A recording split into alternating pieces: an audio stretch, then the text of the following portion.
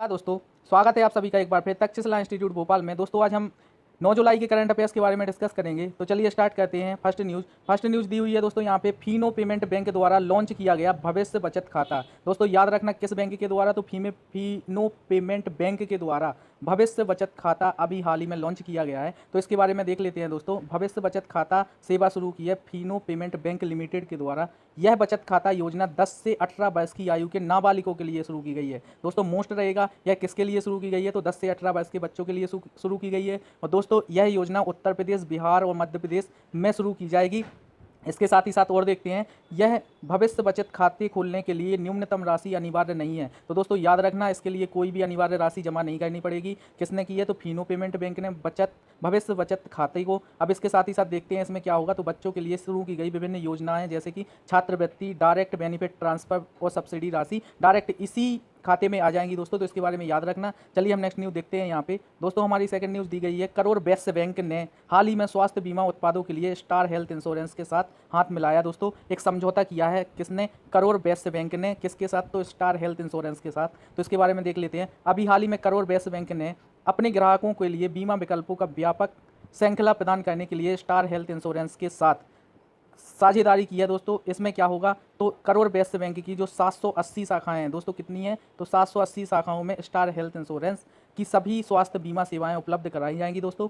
तो ये याद रखना कौन सी बैंक है, करोड़ वैश्य बैंक स्टार हेल्थ इंश्योरेंस के साथ अभी इनका एक व्यापार में साझा हुआ है। इसके बारे में देख लेते हैं दोस्तों। करोड़ वैश्य बैंक के अध्यक्ष कौन है, तो NS श्रीनाथ जी इसके अध्यक्ष हैं। और करोड़ वैश्य बैंक का मुख्यालय कहाँ पे है, तो करोड़ तमिलनाडु में स्थित है दोस्तों। तो कहाँ पे है, करोड़ तमिलनाडु में। तो इसके बारे में याद रखना। चलिए हम नेक्स्ट न्यूज़ देखते हैं यहाँ पे। दोस्तों नेक्स्ट न्यूज़ दी गई है हमारी, हाल ही में माइक्रोसॉफ्ट ने युवाओं को डिजिटल कौशल प्रदान करने के लिए NSDC के साथ साझेदारी की है दोस्तों। तो इसके बारे में याद रखना, NSDC national skill development corporation, इसका फुल फॉर्म होता है दोस्तों नेशनल स्किल डेवलपमेंट कॉरपोरेशन। इसके साथ साझा किया है किसने, माइक्रोसॉफ्ट ने। कैसे, तो युवाओं को डिजिटल कौशल प्रदान करने के लिए। तो इसके बारे में देख लेते हैं। हाल ही में कोविड-19 संकट के बीच 12 महीनों में देश के युवाओं को डिजिटल कौशल प्रदान करने के लिए राष्ट्रीय कौशल विकास निगम नेशनल स्किल डेवलपमेंट कॉरपोरेशन के साथ साझेदारी की है। दोस्तों याद रखना किसके साथ, तो नेशनल स्किल डेवलपमेंट कॉरपोरेशन के साथ माइक्रोसॉफ्ट की अभी साझेदारी हुई है दोस्तों। इसके अंतर्गत माइक्रोसॉफ्ट के लर्निंग संसाधन केंद्र माइक्रोसॉफ्ट लर्न ई स्किल इंडिया डिजिटल प्लेटफॉर्म के साथ एकीकृत किया जाएगा दोस्तों। तो याद रखना माइक्रोसॉफ्ट के लर्निंग संस्थान केंद्र माइक्रोसॉफ्ट लर्न को ई स्किल इंडिया डिजिटल प्लेटफॉर्म के साथ एकीकृत किया जाएगा दोस्तों। तो इसके बारे में याद रखना। चलिए हम देखते हैं इसके बारे में आगे दोस्तों कुछ नहीं है। तो इसके साथ आप इतनी बात यहाँ पे याद रखें कि माइक्रोसॉफ्ट ने अभी हाल ही में किसके साथ युवाओं को कौशल प्रदान करने के लिए साझा किया है दोस्तों, तो ये किया है राष्ट्रीय कौशल विकास निगम के साथ, नेशनल स्किल डेवलपमेंट कॉरपोरेशन के साथ। चलिए हम नेक्स्ट न्यूज़ देखते हैं हमारी। दोस्तों नेक्स्ट न्यूज़ दी गई है, ओला ने ग्राहकों को डिजिटल पेमेंट विकल्प देने के लिए फ़ोनपे के साथ पार्टनरशिप की है। दोस्तों याद रखना अभी हाल ही में ओला जो कि कैब है दोस्तों, तो इसने किसके साथ पार्टनरशिप की है, तो फ़ोनपे के साथ पार्टनरशिप की है डिजिटल पेमेंट के लिए। तो हम इसके बारे में देख लेते हैं दोस्तों। अभी हाल ही में मोबिलिटी प्लेटफॉर्म ओला ने अपने राइडर्स को अधिक भुगतान विकल्प उपलब्ध कराने के लिए पेमेंट प्लेटफॉर्म फ़ोनपे के साथ साझेदारी की है। और यह पार्टनरशिप मोबिलिटी प्लेटफॉर्म ओला ऐप पर बेहतर डिजिटल भुगतान विकल्प प्रदान करने के लिए सहायक होगी दोस्तों। इसमें कोविड-19 महामारी के दौरान संक्रमण के जोखिम भी कम होगा और साथ ही साथ शरीर से डायरेक्ट संपर्क नहीं हो पाएगा, इसके लिए किया गया। तो दोस्तों याद रखना अभी ओला कैब का किसके साथ, तो फ़ोनपे के साथ अभी क्या हुआ है दोस्तों, तो साझा हुआ है, साझेदारी हुई है। तो इसके बारे में देखते हैं दोस्तों आगे। फ़ोनपे के CEO कौन है, तो समीर निगम जी इसके क्या है, CEO हैं दोस्तों। और फ़ोनपे का मुख्यालय कहाँ पे है, तो बेंगलुरु कर्नाटक में फ़ोनपे का मुख्यालय है। तो इसके समीर निगम जी फ़ोनपे के CEO हैं और बेंगलुरु कर्नाटक में इसका मुख्यालय है। और ओला के बारे में देखते हैं दोस्तों, तो भावेश अग्रवाल जी इसके CEO हैं दोस्तों, भावेश अग्रवाल ओला कैब के। और इसका मुख्यालय भी बेंगलुरु कर्नाटक में है दोस्तों। तो दोनों का मुख्यालय बेंगलुरु कर्नाटक में है और इसके समीर निगम जी और इसके भावेश अग्रवाल जी हैं। चलिए हम नेक्स्ट न्यूज़ देख लेते हैं दोस्तों अपनी। नेक्स्ट न्यूज़ दी गई है दोस्तों, अभी हाल ही में PM मोदी ने एशिया के सबसे बड़े सोलर प्लांट का उद्घाटन किया है दोस्तों। तो एक चीज़ याद रखना, किया नहीं है दोस्तों, करने वाले हैं ये। तो इनके बारे में देखते हैं। हाल ही में प्रधानमंत्री मोदी ने 10 जुलाई को वीडियो कॉन्फ्रेंस के जरिए मध्य प्रदेश में एशिया के सबसे बड़े 750, याद रखना दोस्तों, 750 मेगावाट के Rewa ultra mega solar plant का अनावरण करेंगे। तो दोस्तों कौन करेगा? तो नरेंद्र मोदी जी। कहाँ पे स्थित है? तो रीवा में स्थित है दोस्तों। कितने का? तो 750 मेगावाट का ये सोलर पावर प्लांट बनाया गया है, जो कि एशिया का सबसे बड़ा सोलर पावर प्लांट है। तो इसका उद्घाटन अभी हाल ही में 10 जुलाई को कल कौन करेगा? तो प्रधानमंत्री नरेंद्र मोदी जी करेंगे। तो दोस्तों इसके बारे में देखते हैं। Rewa ultra mega solar plant Madhya Pradesh के रीवा जिले में स्थापित किया गया है। इसके बारे में याद रखना दोस्तों। यह प्लांट कितने मेगावाट का है? तो 750 मेगावाट का है, जो कि एशिया का सबसे बड़ा single light solar power plant है। चलिए हम नेक्स्ट न्यूज़ देख लेते हैं दोस्तों। नेक्स्ट न्यूज़ हमारी दी गई है यहाँ पे। पश्चिम बंगाल सरकार ने दस्तावेजों को स्कैन करने के लिए लॉन्च किया सेल्फ स्कैन ऐप।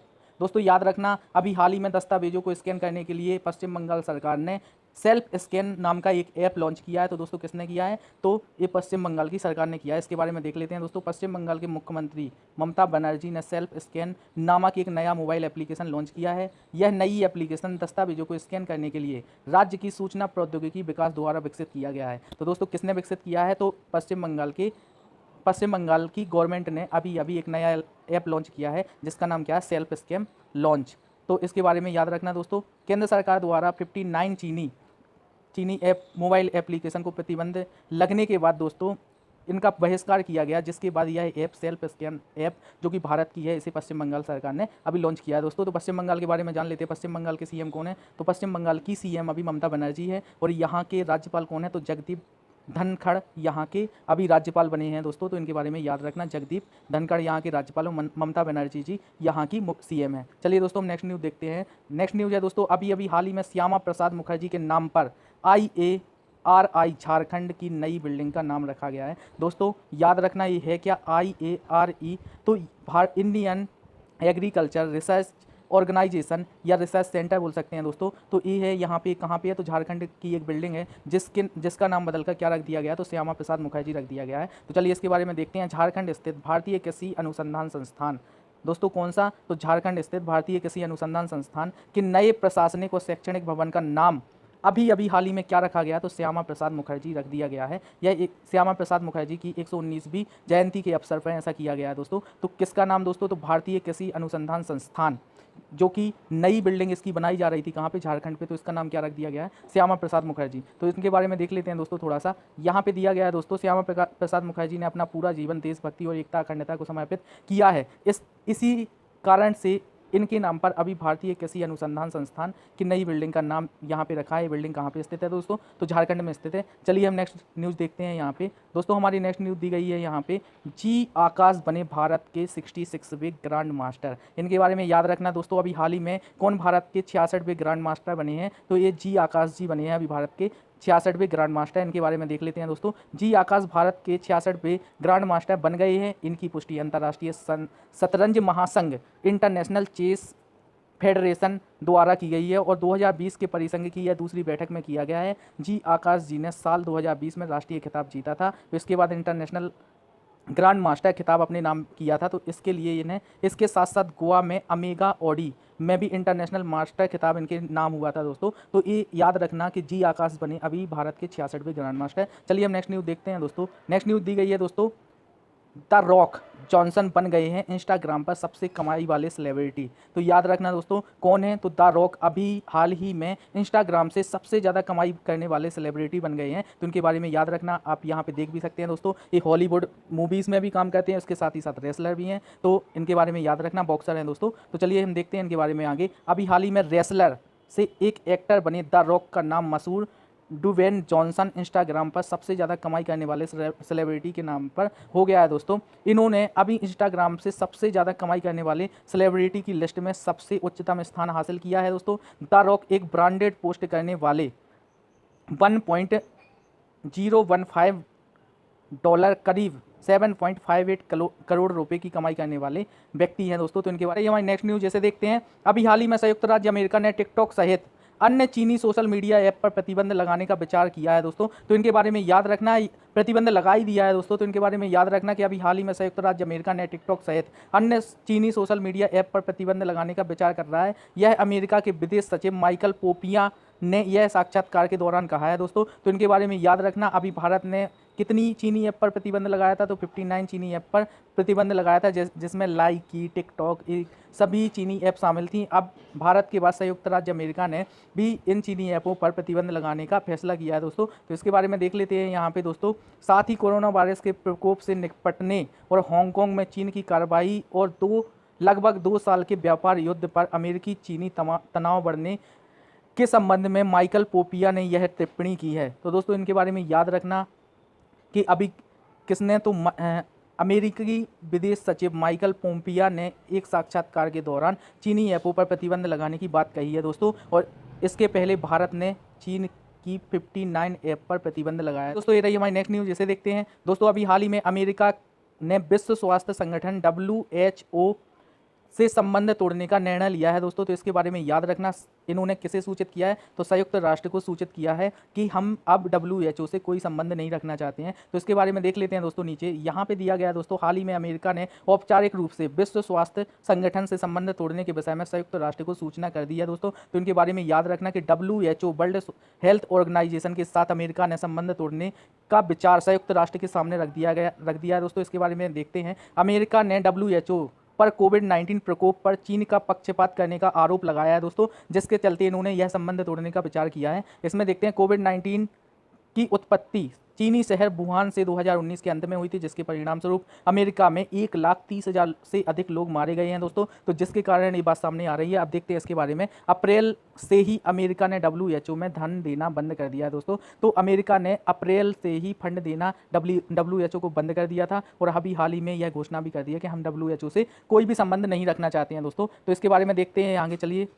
यहाँ पे दिया गया है दोस्तों WHO के बारे में, विश्व स्वास्थ्य संगठन के बारे में। इसका सबसे मुख्य उद्देश्य क्या है, तो यह अंतर्राष्ट्रीय सार्वजनिक स्वास्थ्य के लिए जिम्मेदार संयुक्त राष्ट्र की एक विशेष एजेंसी है दोस्तों। तो इसके बारे में याद रखना, यह किसका पार्ट है, तो संयुक्त राष्ट्र का पार्ट है, जो कि 6 पार्ट में से एक है। और इसका क्या काम है, तो अंतर्राष्ट्रीय सार्वजनिक स्वास्थ्य की जिम्मेदारी WHO के ऊपर है। उसका मुख्यालय कहाँ पे है दोस्तों, तो जेनेवा स्विट्जरलैंड में WHO का मुख्यालय है। उसकी स्थापना 7 अप्रैल 1948 में हुई थी। तो इसके दोस्तों ये रहा हमारा नेक्स्ट क्वेश्चन, इसे देख लेते हैं। अभी हाल ही में गंगा पुनरुद्धार के लिए विश्व बैंक ने $40 करोड़ का ऋण प्रदान किया है दोस्तों। तो इसके बारे में याद रखना, अभी गंगा पुनरुद्धार के लिए किस बैंक ने फंड दिया है दोस्तों, तो ये $40 करोड़ का फंड विश्व बैंक के द्वारा दिया गया है। इसके बारे में देख लेते हैं दोस्तों। हाल ही में सरकार ने बताया कि गंगा पुनरुद्धार के लिए विश्व बैंक ने $40 करोड़ का ऋण प्रदान किया है दोस्तों। इस में विश्व बैंक के $40 करोड़ में से 38 करोड़ 10 लाख डॉलर का ऋण होगा और 10 करोड़ 90 लाख रुपए डॉलर का प्रस्तावित गारंटी रहेगी दोस्तों। तो इसके बारे में याद रखना कि अभी हाल ही में गंगा पुनरुद्धार के लिए विश्व बैंक के द्वारा कितना ऋण दिया जाएगा दोस्तों, तो 40 करोड़ रुपए का ऋण दिया जा रहा है। इसके बारे में देख लेते हैं दोस्तों।